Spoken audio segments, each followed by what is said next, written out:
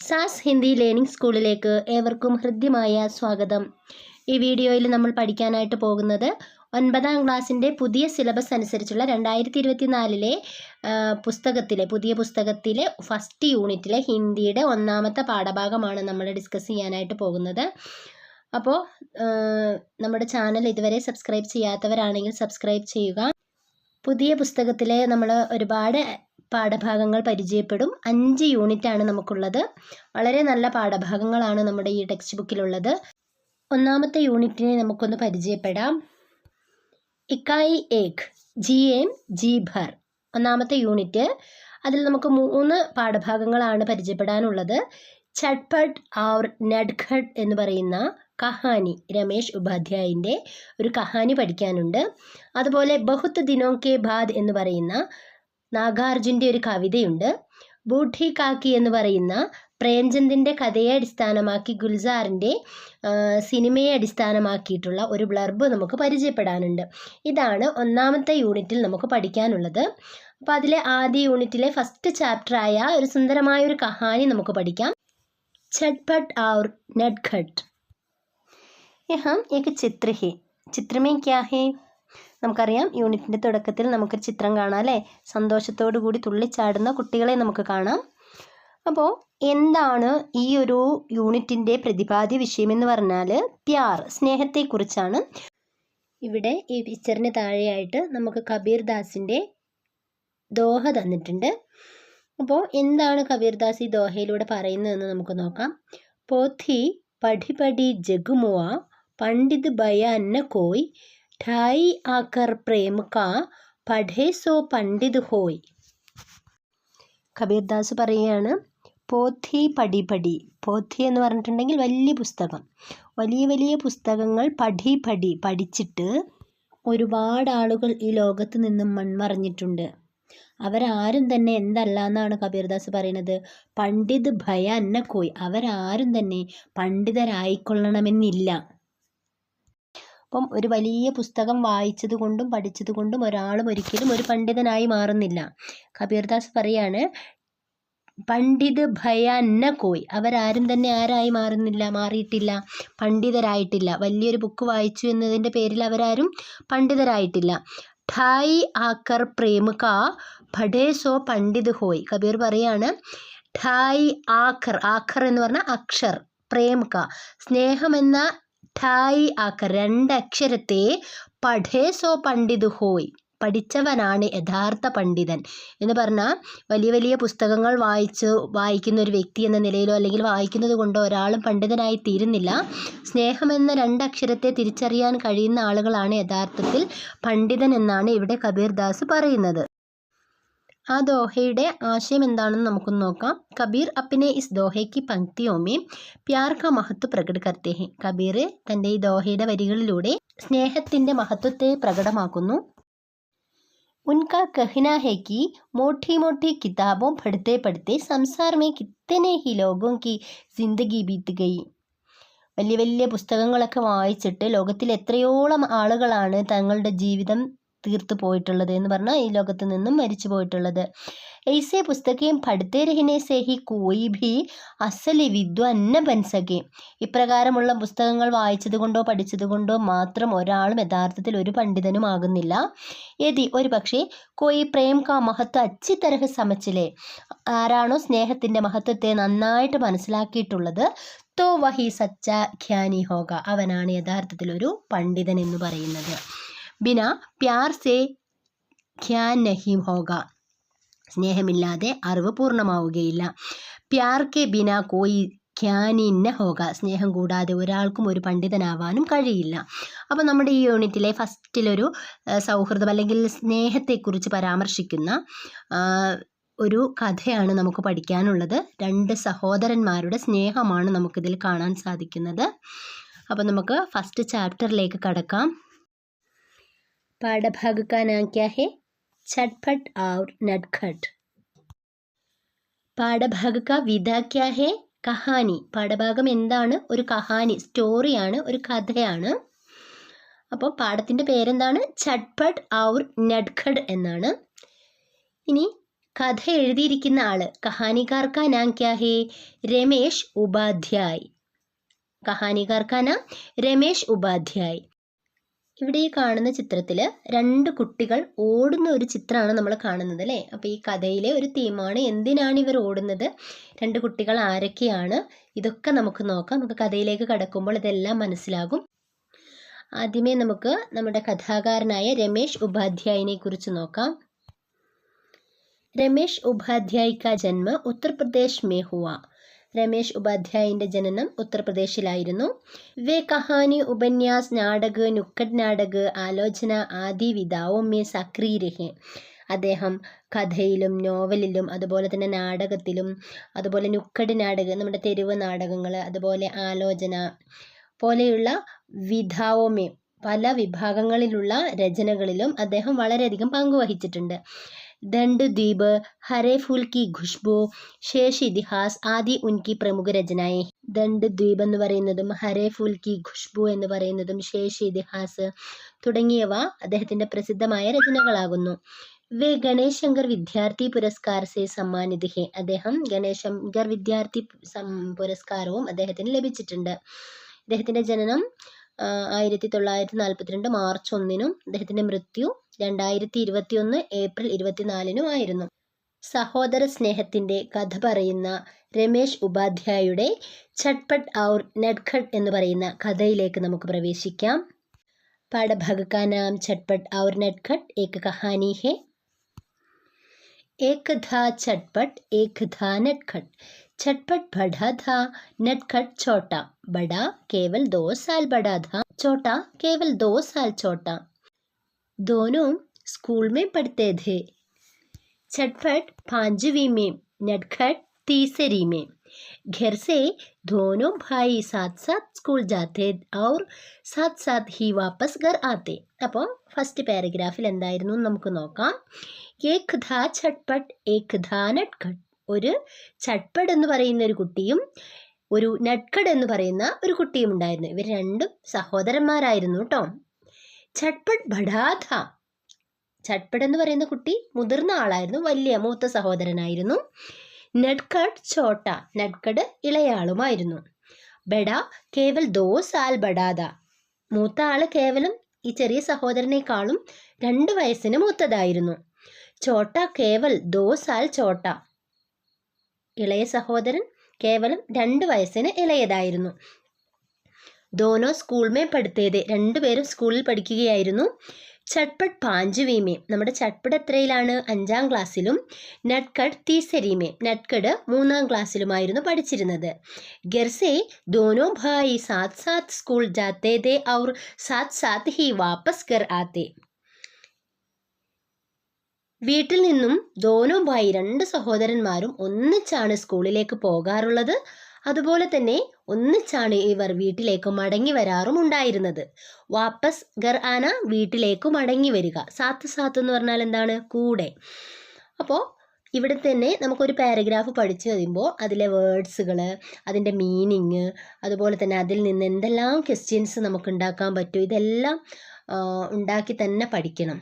ഇവിടെ നമുക്കറിയാം ദോനോ ഭായിയോं का नाम क्या है. നമുക്കറിയാം ചട്പട്ട് ഔർ നട്ഖട്ട്. ചട്പട്ട് कौन सी कक्षा में पढ़ता है.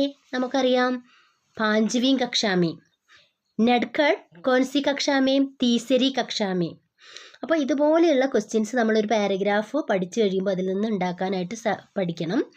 ഇനി നമുക്ക് സെക്കൻഡ് പാരഗ്രാഫ് നോക്കാം. വേ ഏക് ഗാവ് മേ രഹത്തെ थे. स्कूल उनके गाँव में नहीं, दूर दूसरे गाँव में था. वहाँ तक पैदल जाना पड़ता था और पैदल ही वापस आना पड़ता था. जाते समय रास्ते में उन्हें कई चीज़ें मिलती थी. पोकर, बरगद, खेत, बाग, नाला और नदी. वापस आने पर भी रास्ते में उन्हें कई चीज़ें मिलती थी. नदी, नाला, बाग, खेत, बरगद और पोकर. വേ ഏക് ഗാവ് മേ രഹത്തെ थे. ഗാവ് എന്താണ്? നമുക്കറിയാം വില്ലേജ്, ഗ്രാമമാണല്ലേ. അവർ 2 പേരും താമസിച്ചിരുന്നത് എവിടെയാണ്? ഗാവ്, ഗ്രാമത്തിലായിരുന്നു താമസിച്ചിരുന്നത്. സ്കൂൾ ഉൻകെ ഗാവ് മേ നഹി. ഇവർ പഠിക്കുന്ന സ്കൂൾ ഇവരുടെ ഗ്രാമത്തിലായിരുന്നില്ല. ദൂർ ദൂസരെ ഗാവ് മേ ഥ. ദൂരത്തിലുള്ള മറ്റൊരു ഗ്രാമത്തിലായിരുന്നു ഇവരുടെ സ്കൂൾ ഉണ്ടായിരുന്നത്. വഹാൻ തക്ക് പൈതൽ ജാന പടുത്താത, അവിടം വരെ കാൽനടയായിട്ട് ഇവർക്ക് പോകേണ്ടതായിരുന്നു. പൈതൽ ജാന കാൽനടയായിട്ട് പോവുക. അവർ പൈതൽ ഹി വാപ്പസ് ആന പടുത്താത, അവർ തിരിച്ചു വരുന്നതും കാൽനടയായിട്ട് നടന്നിട്ടായിരുന്നു രണ്ടുപേരും വന്നിരുന്നത്. ജാത്തെ സമയെ രാസ്തേ മീം ഉനേം കൈ ചീസേ മിൽത്തി തി, ഇവരിങ്ങനെ നടന്നു പോകുമ്പോൾ ഒരുപാട് വസ്തുക്കൾ ഇവർ കണ്ടുമുട്ടുമായിരുന്നു. എന്തൊക്കെയാണ് കാണാറുണ്ടായിരുന്നത്? പോക്കർ, പോക്കർ താലാബ് കുളമാണ് കേട്ടോ. പോക്കർ എന്ന് പറഞ്ഞാൽ കുളം. ബർഗദ് ആൽമരം, ഖേത്ത് വയല്, ബാഗ് തോട്ടങ്ങൾ, നാല തോട്, ഔർ നദി നദികൾ, ഇതെല്ലാം ഇവർക്ക് പോകുന്ന വഴിയിൽ കാണാമായിരുന്നു. വാപ്പസ് ആനെ പർ ഭി, തിരിച്ചു വരുമ്പോഴും രാസ്തേമേം ഉനെ കൈ ചീസേ മിൽത്തി തി, വഴിയിൽ നിന്ന് ഒരുപാട് വസ്തുക്കൾ ഇവർക്ക് ഒരുപാട് സാധനങ്ങൾ കാണാമായിരുന്നു. നദി, നാല, ബാഗ്, ഗേത്ത്, ബർഗദ് ഔർ പോക്കർ, നദിയും തോടും തോട്ടവും വയലും ആൽമരവും കുളവും ഒക്കെ കണ്ടുകൊണ്ടാണ് ഇവർ വന്നിരുന്നത്. വഴിയിൽ വെച്ച് ഇവർക്ക് പല വസ്തുക്കളും കിട്ടുമായിരുന്നു. അപ്പോൾ ഈ പാരഗ്രാഫിനെ ആസ്പദമാക്കി നമ്മൾ ക്വസ്റ്റ്യൻസ് ഉണ്ടാക്കുകയാണെങ്കിൽ നമുക്ക് എന്തെല്ലാം ക്വസ്റ്റ്യൻസ് ഉണ്ടാക്കാൻ പറ്റും? വേ കഹാം രഹത്തേതേ, അവർ എവിടെയായിരുന്നു താമസിച്ചിരുന്നത്? ഗാവുമേ രഹത്തേതേ. ദോനം ഭായിയും കെ സ്കൂൾ കഹാന്തേ, അവരുടെ സ്കൂൾ എവിടെയായിരുന്നു? ദൂസരേ ഗാവുമേ, വേറൊരു ഗ്രാമത്തിലായിരുന്നു അല്ലേ. ജാത്തെ സമയെ കിൻകിൻ വസ്തുവും ദേഖ്തേ ഹേ, പോകുന്ന സമയത്ത് അവർ എന്തെല്ലാമൊക്കെ കാണാറുണ്ടായിരുന്നു? നമുക്കറിയാം, നദി, നാല, ബാഗ്, ഗേത്ത്, ബർഗദ് ഔർ പോക്കർ. അതുപോലെ തന്നെ താലാബ് കേലിയ അല്ലെങ്കിൽ ശബ്ദ കോൻസാഹി ചോദിച്ചു കഴിഞ്ഞാൽ നമുക്ക് ഉത്തരം പറയാം പോക്കർ. അപ്പോൾ ഇതുപോലെ എന്തെല്ലാം ക്വസ്റ്റ്യൻസ് ഒരു ഭാഗത്ത് നിന്ന് ഉണ്ടാക്കാൻ കഴിയുമോ അതുപോലെ ഉണ്ടാക്കിയിട്ട് നമ്മൾ സ്വയം ഉത്തരം എഴുതി പരിശീലിക്കുക. അപ്പോൾ അടുത്ത പാരഗ്രാഫ് നമുക്ക് എന്താണെന്ന് നോക്കാം. ഛട്ട്പട്ട് തേസ് തേസ് ചൽത്താ ഥാ, नटखट धीरे धीरे, छटपट बरगद तक पहुंच जाता, तब तक नटखट पोकर तक ही पहुंच होता. छटपट बाग तक पहुंच जाता, तब तक नटखट गेत तक ही पहुंच होता. छटपट नदी तक पहुंच जाता, तब तक नटखट नाले तक ही पहुंच होता. माँ की हिदायत दी कि छटपट को छोटे भाई का ध्यान रखना है, नटखट को अपने साथ ही रखना है.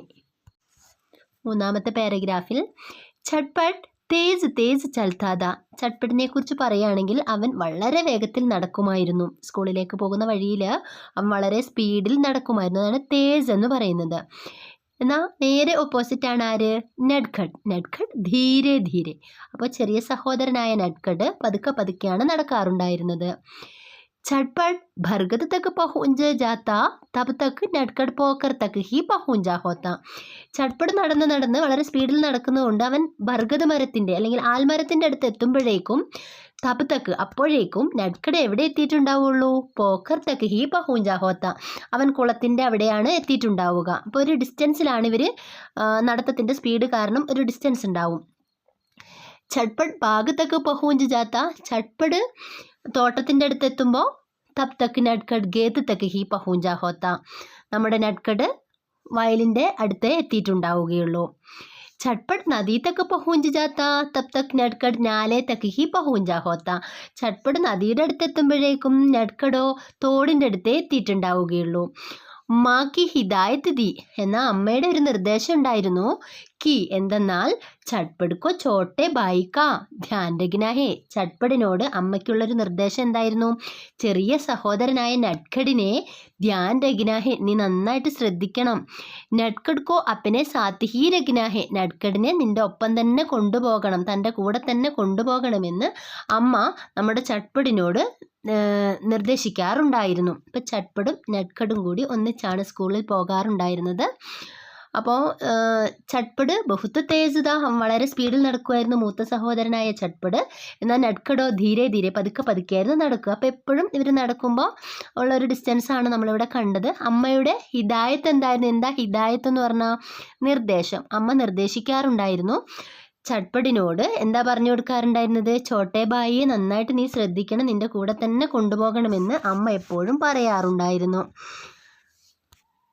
ഇസ്ലിയെ चटपट को आगे निकल जाने पर पीछे मुड़कर देखना पड़ता, उन्हें नटखट को पुकार कर जल्दी चलने के लिए कहना पड़ता, बार बार रुककर नटखट का इंतज़ार करना पड़ता.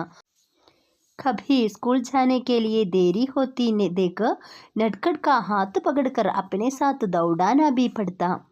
झटपट परेशान हो जाता और घर लौटकर माँ से शिकायत करता, माँ छोटा बहुत परेशान करता है, छोटा है ना। माँ मुस्कुरा देती और बड़े को तो छोटे का ध्यान रखना ही पड़ता है. അപ്പോൾ അമ്മ എപ്പോഴും നിർദ്ദേശിക്കാറുണ്ടായിരുന്നു, ചെറിയ സഹോദരനെ നീ നന്നായി നോക്കണം, നിൻ്റെ കൂടെ കൊണ്ടുപോകണം എന്നൊക്കെ അമ്മ പറയാറുണ്ടായിരുന്നു അല്ലേ. ഇസലിയെ അതുകൊണ്ട് ചട്പട് കോ ആകെ നിഗൽ ജാനെ പർ പീച്ചെ മുടുക്കർ ദേക്കിന പടുത്ത. ചട്പട് മുമ്പ് വേഗം വേഗം നടക്കുമെങ്കിൽ കൂടി അവൻ മുമ്പിലേക്ക് പോയിട്ട് പിന്നിലേക്ക് പലപ്പോഴും തിരിഞ്ഞു നോക്കേണ്ടതായി വന്നു. മുടുക്കർ എന്ന് പറഞ്ഞാൽ തിരിഞ്ഞിട്ട് അനിയനെ നോക്കും. ഉനെ നട്കടുക്കോ പുകാർക്കർ, അവൻ നട്കടിനെ വിളിച്ചുകൊണ്ട് ജൽദി ചലനെ കേലിയെ കഹനാപ്പെടുത്ത, പലപ്പോഴും നീ വേഗം നടക്ക്, വേഗം വാ എന്നിങ്ങനെ വിളിച്ചു പറയാറുണ്ടായിരുന്നു. ബാർ ബാർ രുക്കർ നട്കട് കാ ഇന്തസാർ കർനാപ്പെടുത്ത, പല പ്രാവശ്യം അവനെയും പ്രതീക്ഷിച്ചുകൊണ്ട് പോകുന്ന വഴിയിൽ ഇങ്ങനെ നിൽക്കേണ്ടതായി വന്നു നമ്മുടെ ചട്പടിന്. കാരണം അവന് ഇവൻ്റെ അടുത്ത് എത്തുന്നത് വരെ ഇങ്ങനെ വെയിറ്റ് ചെയ്യാറുണ്ടായിരുന്നു. कभी स्कूल जाने के लिए देरी होती देख नटखट का हाथ पकड़कर अपने साथ दौड़ाना भी पड़ता. രുക്കർ എന്ന് പറഞ്ഞാൽ എന്താണ്? നിൽക്കുക, നിന്നിട്ട് എന്നുള്ള അർത്ഥമാണ്. കുറച്ച് നേരമൊക്കെ വെയിറ്റ് ചെയ്തിട്ട് ഇവനെ കൂട്ടി കുറച്ചങ്ങ് നടക്കും, പിന്നെ ഇവനെ തിരിഞ്ഞ് നിൽക്കും, ഇവനെ നോക്കിക്കൊണ്ട് നിൽക്കും, പിന്നെ വീണ്ടും ഇവനെ അടുത്തെത്തുമ്പോൾ വീണ്ടും നടക്കും, ഇങ്ങനെ പോകാറുണ്ട്. അപ്പോൾ കബി സ്കൂൾ ജാനെ കേലിയെ, പലപ്പോഴും സ്കൂളിലേക്ക് പോകുന്നതിന് വേണ്ടി ദേരി ഹോത്തി, സമയം പോകുന്നത് കണ്ടിട്ട് നട്കട് കാ ഹാത്ത് പകടുക്കർ, ചെറിയ സഹോദരനായ നട്കടിൻ്റെ കൈയും പിടിച്ചിട്ട് അപ്പനെ സാത്ത്, തന്നോടൊപ്പം ദൗഡാന ബി പടുത്ത, ഓടിപ്പിക്കാറുണ്ടായിരുന്നു, തൻ്റെ കൂടെ ഓടി വരാൻ വേണ്ടി പറയാറുണ്ടായിരുന്നു. അങ്ങനെ അവൻ്റെ കൈ പിടിച്ച് കൂട്ടത്തിൽ ഓടുമായിരുന്നു. ചട്പട് പരേഷാൻ ഹോ ജാത്ത, പലപ്പോഴും ചട്പടിന് ഇത് ബുദ്ധിമുട്ടാവാറുണ്ട്. കാരണം അവൻ സ്പീഡിൽ നടക്കും, അനിയൻ പതുക്കെ പതുക്കെ പോകാറുണ്ടായിരുന്നുള്ളൂ, അങ്ങനെ സ്കൂളിലേക്ക് വൈകിയൊക്കെ എത്താറുണ്ട്. അതുകൊണ്ട് ഇവൻ ബുദ്ധിമുട്ടിലായിട്ട് ഘർ ലൗട്ടുകർ, വീട്ടിൽ മടങ്ങിയെത്തുമ്പോൾ അങ്ങനെയുള്ള ദിവസങ്ങളിൽ മാസേ ശിക്കായത്ത് കർത്ത, അമ്മയോട് പരാതി പറയാറുണ്ടായിരുന്നു. ശിക്കായത്ത് എന്താണ്? പരാതിയാണ്. മാ ചോട്ടാ ബഹുത്ത് പരേഷാൻ കർത്താ ഹെ, അമ്മേ ഈ ചെറിയ സഹോദരനെ വല്ലാതെ ബുദ്ധിമുട്ടിക്കുന്നു. അപ്പം അമ്മയുടെ മറുപടി എന്താണെന്ന് നോക്കൂ. ചോട്ടാ ഹേന, അവൻ ചെറിയ കുട്ടിയല്ലേ. മാ മുസ്കുരാദേത്തി, അമ്മ പുഞ്ചിരിച്ചുകൊണ്ട് പറയും. എന്നിട്ടോ ഔർ ബടേക്കോത്തോ ചോട്ടേക്കാ ധ്യാൻ രഖ്നാഹി പടുത്താ ഹേ, നീ മൂത്ത സഹോദരനല്ലേ, നീയല്ലേ ചെറിയ സഹോദരനെ ശ്രദ്ധിക്കേണ്ടതെന്ന് അമ്മ എപ്പോഴും ചട്പടിനോട് പറയാറുണ്ടായിരുന്നു. അപ്പം ഇത്രയും ഭാഗം എല്ലാവരും നന്നായിട്ട് പഠിക്കുക. അപ്പോൾ ഇതിൻ്റെ അടുത്ത ഭാഗം നമുക്ക് ഉടൻ തന്നെ അപ്ലോഡ് ചെയ്യാം. ഇത് പാർട്ട് 2 വീഡിയോയിൽ ബാക്കി അപ്ലോഡ് ചെയ്യാം. അതുപോലെ അതിൻ്റെ ആക്ടിവിറ്റികളെല്ലാം ചെയ്യാം. അപ്പോൾ 9ാം ക്ലാസ്സിൻ്റെ മാറി വന്ന ഈ സിലബസിലെ മുഴുവൻ പാഠഭാഗങ്ങളും നമ്മൾ വീഡിയോകളിലായിട്ട് ഉൾപ്പെടുത്തും. അതുപോലെ 5ാം ക്ലാസ്സിൻ്റെ 7ാം ക്ലാസ്സിൻ്റെ എല്ലാ പാഠഭാഗങ്ങളും പുതിയ പുസ്തകത്തിൻ്റെയൊക്കെ ഉൾപ്പെടുത്തുന്നതായിരിക്കും. അപ്പോൾ ചാനൽ ഇതുവരെ സബ്സ്ക്രൈബ് ചെയ്യാത്തവരാണെങ്കിൽ ചാനൽ സബ്സ്ക്രൈബ് ചെയ്ത് സപ്പോർട്ട് ചെയ്യുക. Thank you.